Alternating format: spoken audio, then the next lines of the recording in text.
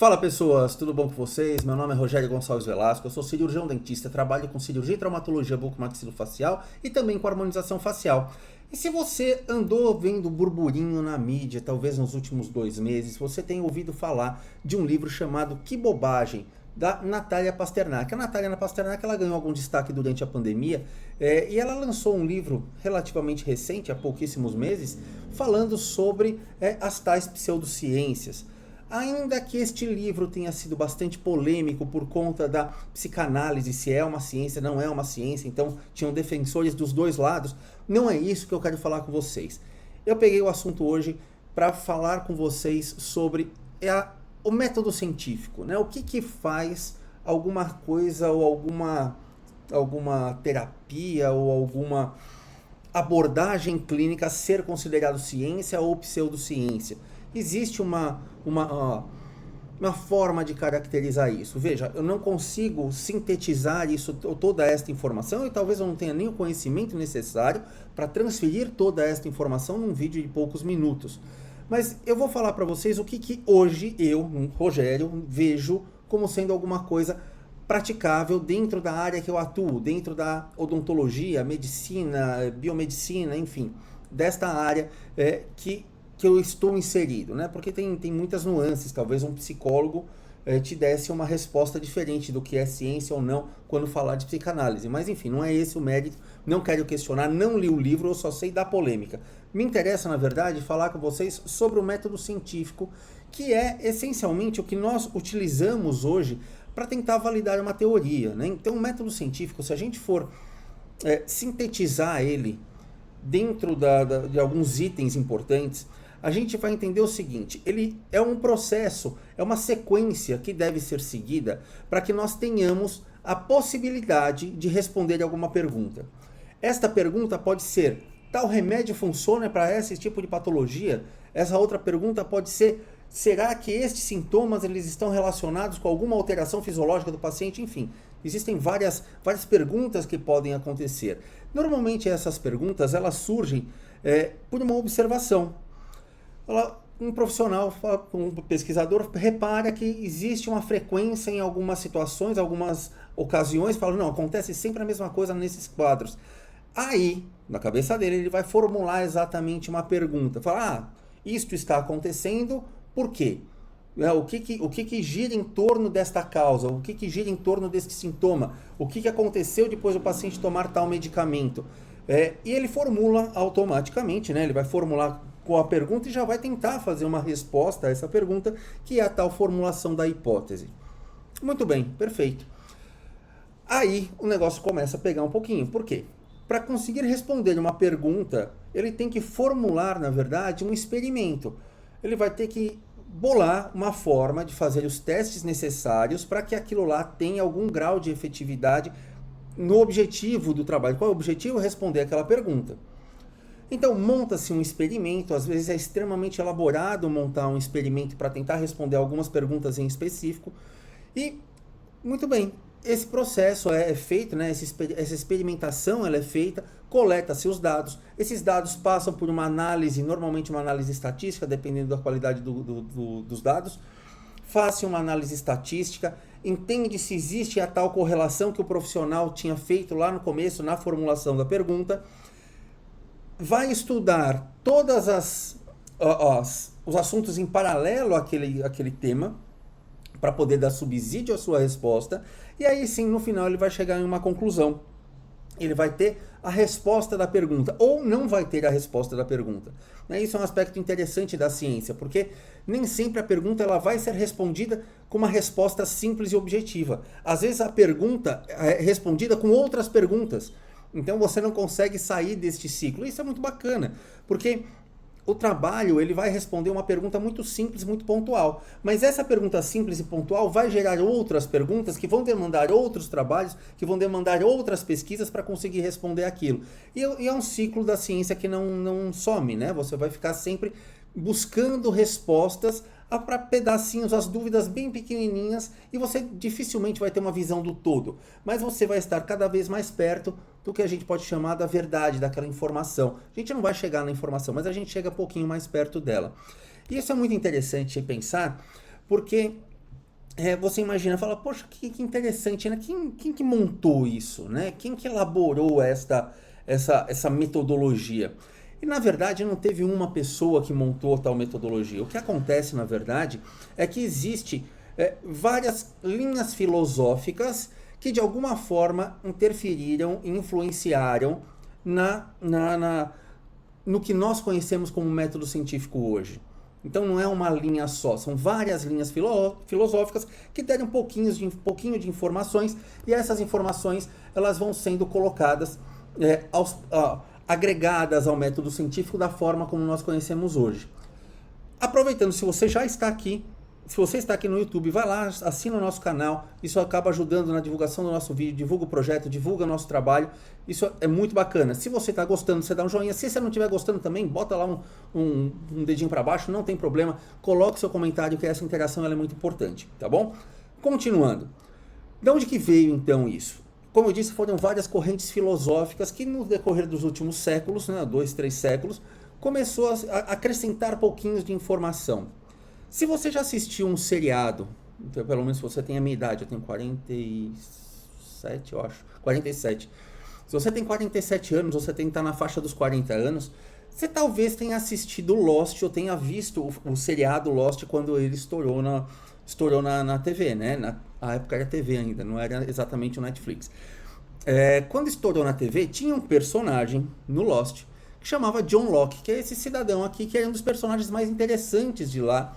E ele era o único personagem que, ao aparecer naquela ilha, ele gostou, ele experimentava a ilha, ele vivenciava aquilo lá, ele vivia em função daquilo que ele estava passando por ele. Depois a gente descobre que ele tinha, fora da ilha, ele tinha uma deficiência, ele tinha sofrido um acidente, andava de cadeira de rodas. Na ilha ele voltou a andar e ele começou a vivenciar aquilo.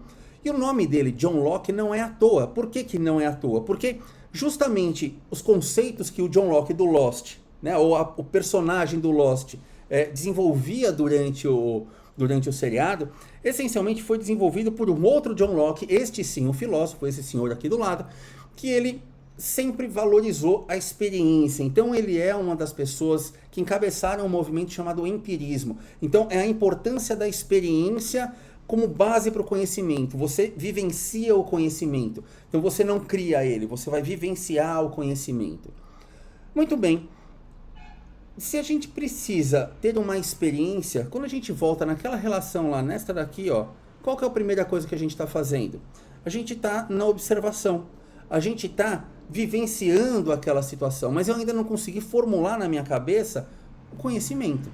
Eu não consigo entender, absorver, então, por que as coisas são daquela forma que eu estou observando. Isto é exatamente a lógica do John Locke, porque ele usa esta observação como uma base para o conhecimento. Ainda avançando nesta questão, uma outra linha filosófica que ajudou na formação do método científico foi o René Descartes, com o racionalismo. Eu gosto muito do racionalismo, eu acho que eu sou extremamente racionalista, eu sou extremamente direcionado dessa forma de pensar, porque eu acho ela extremamente dentro do que eu entendo por ciência, né? Então a gente enfatiza a razão e o pensamento lógico, eu acho que é alguma coisa extremamente importante. Então veja só, eu faço a experiência, eu tenho a experiência, mas eu tenho que usar a razão e o pensamento lógico para manter esse conhecimento, para obter esse conhecimento. Então, eu diria que eu sou cartesiano, né, que vem exatamente dessa questão do René Descartes. Não sei se assim pronuncia também. Mas a gente não pode descartar tudo que veio da frente, né? Então, um dos autores principais do comecinho do século XX, final do século XIX, não, desculpa, meados do século XIX, foi o Auguste Comte com o positivismo, que ele sugere que só as informações que são verificáveis elas são viáveis. Se você conseguir verificar de alguma forma empiricamente, você fizer uma pesquisa, você fizer uma análise e você conseguir provar essa análise através da sua pesquisa, aí sim aquela informação ela se torna válida, ela é alguma coisa viável. Então veja como a experimentação ela está entremeada nisso. Então ela vem com a observação, e a resposta vem através da observação, e a análise desses dados tem que seguir toda a informação de uma forma bastante racional e objetiva. Então veja que as linhas filosóficas, elas se entrelaçam, não é uma linha filosófica que determina o que é ciência ou não, são várias linhas que vão determinar um método para você responder várias perguntas. E um dos profissionais mais importantes hoje em dia, né, ou um dos mais recentes hoje em dia, para o método científico, é um cara chamado Karl Popper. Esse daqui, sim, já na metade do século passado, né, 1950, 1970, né, nessa fase que é um período muito importante no desenvolvimento científico. Claro que a gente pode chamar o século XIX de um século de luzes, né? Porque começaram a surgir várias das tecnologias que nós desenvolvemos e usamos ainda hoje. Mas o Karl Popper ele foi muito importante justamente para consolidar essas informações. E ele tem uma análise dessa situação que eu acho que é muito interessante. Então, ele indica que a ciência ela pode descobrir verdades objetivas sobre a realidade. E essas realidades, essas teorias científicas, elas podem ser definidas como se fossem, de fato, a simulação de uma realidade. Ela pode ser definida como se fosse alguma coisa real, verdadeira. Ele não ficou só nisso, né? Ele não ficou só no realismo científico. Ele tem uma outra linha filosófica que ele também aborda e que é conhecido como falibilismo, que é que nem sempre você vai ter o sucesso da sua pesquisa, mas não quer dizer que se você fizer uma pesquisa e ainda assim tiver um insucesso no resultado, ainda assim aquela pesquisa tem a sua validade. Então, o questionamento que é importante não é a resposta, porque às vezes você faz um trabalho e você não tem resposta para a sua pergunta. E não ter resposta para a sua pergunta é tão importante quanto ter a própria resposta. Então você consegue analisar da mesma forma. Então isso é o que eu acho muito interessante da metodologia científica, porque a gente vai buscar e a gente está à busca realmente de um conhecimento constante, um conhecimento amplo do nosso mundo, de como as coisas são, de como as coisas acontecem, de tudo, da forma como o mundo é regido, né? E o interessante, o que eu gosto mesmo, assim, é muito engraçado, eu já falei isso várias vezes, a gente tem até um artigo no nosso blog falando sobre isso, que, na minha opinião, a ciência ela é feita de perguntas, não é só a minha opinião, né? Na verdade, isso é um resumo da minha cabeça. A ciência ela é feita de perguntas, ela não é feita de respostas. Você tem que saber a pergunta certa, mas essa pergunta ela não precisa ser obrigatoriamente respondida. Ela pode ser parcialmente respondida, que vai demandar outras perguntas e novas respostas, até que sim você se aproximar da tal verdade, que você não vai se aproximar da tal verdade. Talvez você chegue próximo, mas não é uma verdade absoluta, porque a qualquer momento pode existir uma teoria completamente oposta daquilo que você pensava e que aquilo lá também é verdade. Ou não é também verdade, ou aquilo lá é a verdade, não o que você pensava. Então o pensamento científico ele é fluido, ele é contínuo. Ele não é alguma coisa que se encerra. Eu fiz um trabalho e eu tenho certeza que é isso. Acabou. Não é, não vai ser. Tá? E tem uma questão muito interessante que eu acho que vale a pena a gente voltar naquela relação, naquela lista de itens, é que depois das suas conclusões, um dos aspectos muito importantes da ciência ou do método científico é um processo de comunicação de resultados e revisão por pares. Comunicar resultado é conseguir fazer a publicação daquele trabalho, preferencialmente em revistas que tenham algum grau de seriedade na abordagem daquela informação, e que esse material, antes de ser publicado, possa ser validado por profissionais com conhecimento no mesmo campo, que são os tais pares, né? Revisão por pares. Então eu faço um trabalho sobre, sei lá, toxina botulínica. O meu trabalho de toxina botulínica vai ser analisado por outros profissionais que têm um conhecimento amplo de toxina botulínica e que têm uma capacidade de compreensão daquele conteúdo de uma forma muito, muito boa, talvez até melhor do que eu. Aí sim ele vai falar, olha, esse artigo ele está coerente, ele está funcionando, ele pode ser publicado, e isso é a revisão por pares. Ou então ele pode falar, não, a metodologia que ele utilizou está errado, a forma que ele abordou isso daqui está errado, a forma que ele chegou às conclusões não se mostra de forma coerente. Esse trabalho tem que ser revisto, não deve ser publicado. Então, a revisão por pares é um dos aspectos mais importantes dentro da academia, dentro do método científico. Então isso é um aspecto muito importante. E por que eu estou salientando isso? Porque nem sempre a revisão é feita por pares.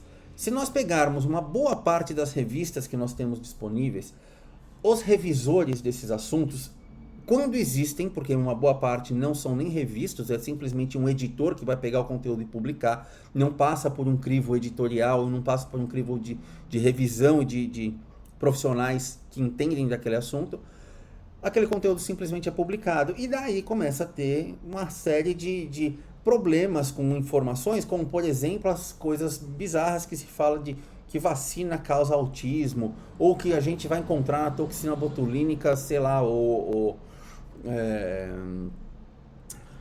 esqueci o nome, aquilo de carbono novo, enfim, que tem substâncias que não nos interessam dentro da toxina, e que aquilo lá, a vacina, ela vem com chip da China. Então vem informações idiotas nesse sentido, justamente porque se uma revista publica simplesmente da forma que ela recebe, ela está aceitando 100% a informação do autor.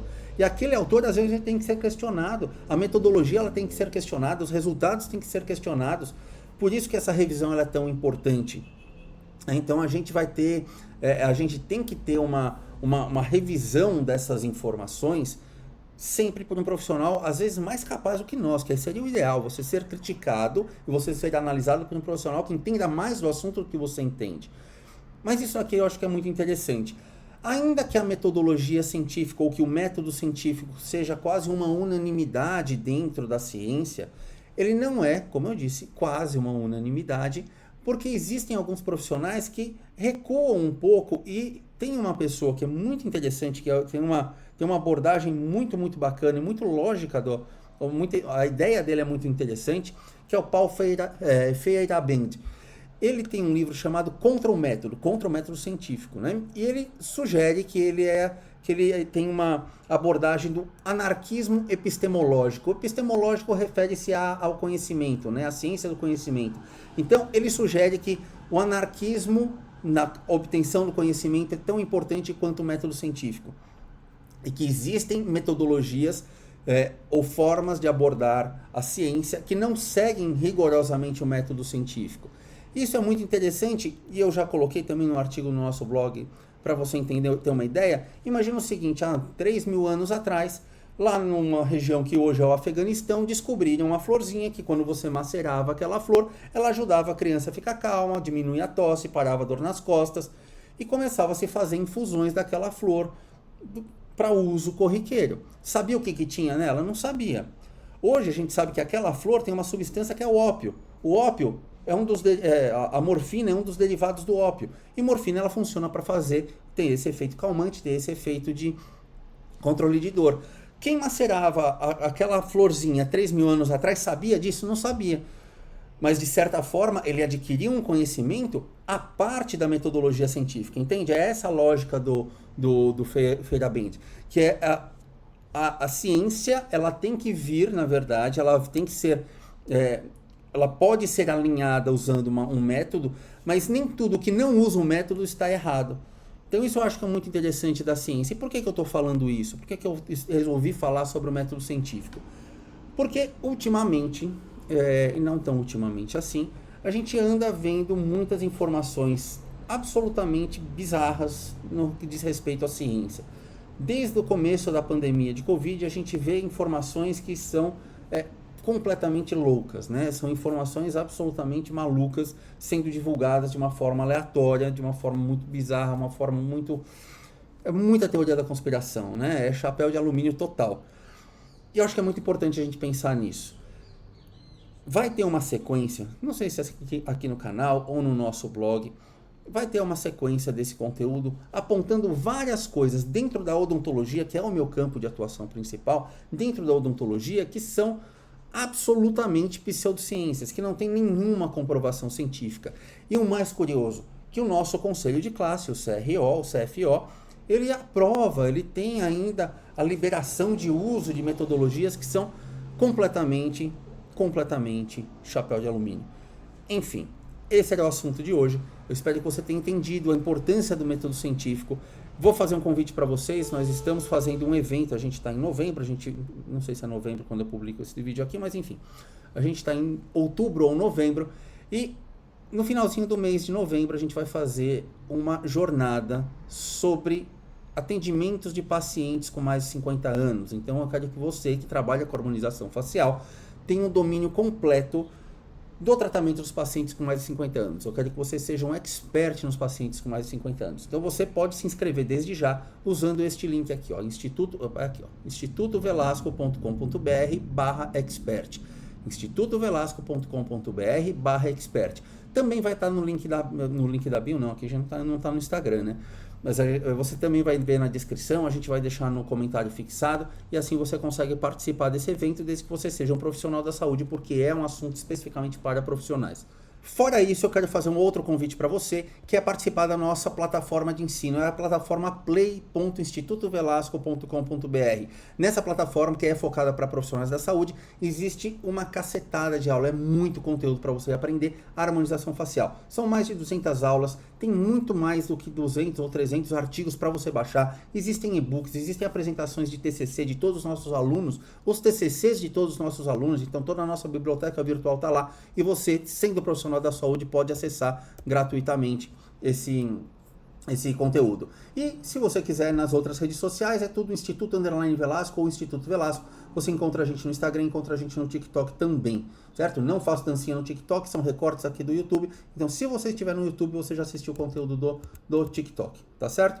É isso aí, até a próxima. E a gente vai continuar falando sobre o método científico, mas o próximo vídeo a gente vai falar sobre como que os medicamentos são aprovados nas agências reguladoras, que é muito importante pra gente. Tchau, até a próxima.